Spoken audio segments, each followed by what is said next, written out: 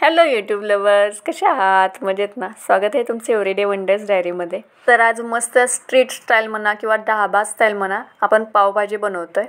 तर चला रेसिपीला सुरुवात करूया. तर इथं मी कुकर घेतलेला आहे. कुकरमध्ये मी 2 ते 3 चमचे तेल घालून घेतलेलं आहे आणि 1 चमचा घातलेला आहे बटर. आता हे थोडंसं गरम झालं की याच्यामध्ये बारीक चिरलेला कढीपत्ता घालायचा आहे. त्याच्यानंतर घालायचा आहे ठेचा, जो आलं, लसूण, मिरची, धने, जिरे घालून मी बारीक करून घेतलेला आहे. ते घालून घेतले 1 चमचा.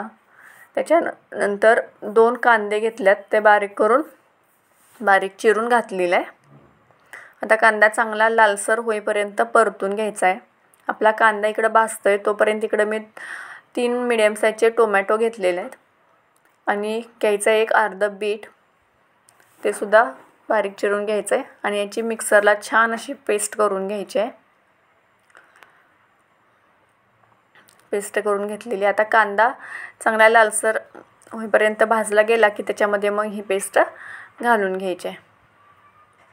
आता ही पेस्टसुद्धा एखादा मिनिट चांगले परतून घ्यायचे आहे तेलामध्ये. तर बिटाने काय होईल, भाजीला छान कलर येईल. जशी गाड्यावर मिळते ना भाजी, सेम तसा कलर येतो. तर 1 मिनिट परतल्यानंतर याच्यामध्ये घालायचं 1 चमचा मीठ, अर्धा चमचा हळद घालायचे आणि मग याच्यामध्ये घालायचे आपले लाल तिखट. मी 2 चमचे वापरला आहे, तुम्ही तुमच्या आवडीनुसार कमी जास्त करू शकता. आणि थोडीशी काश्मीरी रेड चिली पावडर. आता हे चांगलं परतायचं आहे 1-2 मिनिट आणि नंतर याच्यावरती झाकण ठेवून 3 ते 4 मिनिट याला चांगलं तेल सुटेपर्यंत ही पेस्ट आहे ना, मसाला भाजून द्यायचा आहे. तर बिटाने चव वगैरे भाजीची काही बिघडत नाही, फक्त कलर येतो. त्यामुळे त्याचं चवीची काय टेन्शन घ्यायचं गरज नाही. याच्यात काही चवीत फरक पडत नाही आणि छान लागते भाजी, एकदम स्ट्रीट स्टाईल होते. इथं बघू शकता पेस्ट चांगली भाजलेली आहे. तेल सुटेपर्यंत भाजून घ्यायचे आहे चांगले. मग याच्यामध्ये घालायचं आहे 1 वाटी शिमला मिरची, 1 वाटी फ्लावर, 1 वाटी बटाटा आणि 1 वाटी फ्रोझन मटार घेतलेले आहेत. तुम्हाला जर फ्रेश वाटाणा मिळाला तर तो तुम्ही वापरू शकता. आता हे चांगलं व्यवस्थित मसाल्यासोबत मिक्स करून एक अर्धा मिनिट परतून मग याच्यामध्ये 2.5 कप गरम पाणी घालायचं आहे आणि परत व्यवस्थित मिक्स करून याला झाकण लावून 4 ते 5 शिट्ट्या काढून घ्यायच्या आहेत. आता माझा कुकर छोटा आहे आणि 4 ते 5 शिट्ट्यात व्यवस्थित भाजी शिजते. तुम्हाला जर वाटलं की अजून जास्त शिट्ट्या द्यायची गरज आहे तर तुम्ही 1-2 शिट्ट्या अजून देऊ शकता. आणि पूर्ण कुकर थंड झाला की मग हलकंसं प्रेशर रिलीज करून मग कुकर उघडायचा आहे. वा, मस्त कलर आलेला आहे, बघू शकता तुम्ही. खूप छान कलर आला आहे आणि भाजीसुद्धा एकदम व्यवस्थित शिजली गेली आहे. भाजी एकदम मऊ अशी शिजणं गरजेचं आहे, तरच मग पावभाजीला ती भाजी व्यवस्थित एकत्र अशी मिक्स होईल आणि ती टेस्ट येईल. तर स्मॅशरने भाजी पूर्ण स्मॅश करून घेऊया.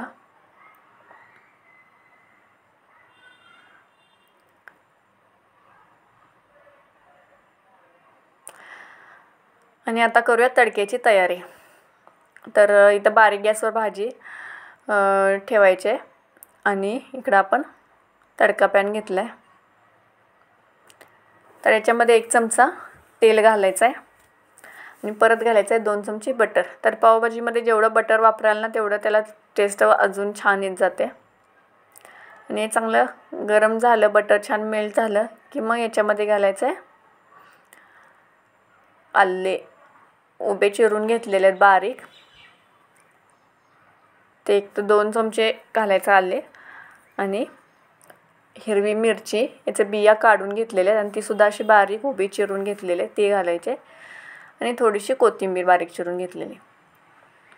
आणि 1 मिनिट हे चांगलं तेलामध्ये भाजून द्यायचं आहे.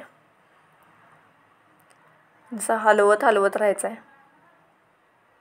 आणि मग 1 मिनिटानंतर हा तडका जो आहे तो पावभाजीमध्ये घालून घ्यायचा आहे. तर आल्याचा आणि मिरचीचा आणि त्याचबरोबर कोथिंबिरीचा हा फ्लेवर ना खूप छान भाजीमध्ये उतरतो. या तडक्यामधून खूप छान टेस्ट लागते. तर आता आपली भाजी तर तयार झाली आहे. आता आपण करूया पाव. तर मी बटर घेतलं आहे, थोडीशी कोथिंबीर घातली त्याच्यामध्ये आणि थोडीशी आपली भाजी घातलेली आहे आणि पांढरे तीळ काळे तीळ असं घातलेलं आहे मी. आणि पाव आता तव्यावर छान याच्यामध्ये शेकून घ्यायचे.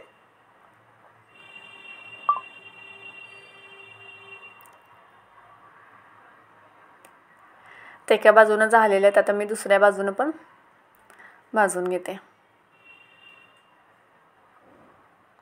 तर भाजीऐवजी जर तुमच्याकडे पावभाजीचा मसाला असेल तर पावभाजीचा मसाला तुम्ही भाजीऐवजी बटरमध्ये टाकू शकता, तसंही करू शकता. ते सुद्धा छान लागतात पाव.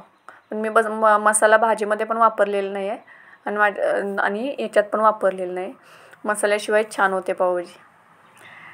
तर रेसिपी नक्की करून बघा आणि आवडली तर कमेंट करून नक्की सांगा तुम्हाला रेसिपी कशी वाटली.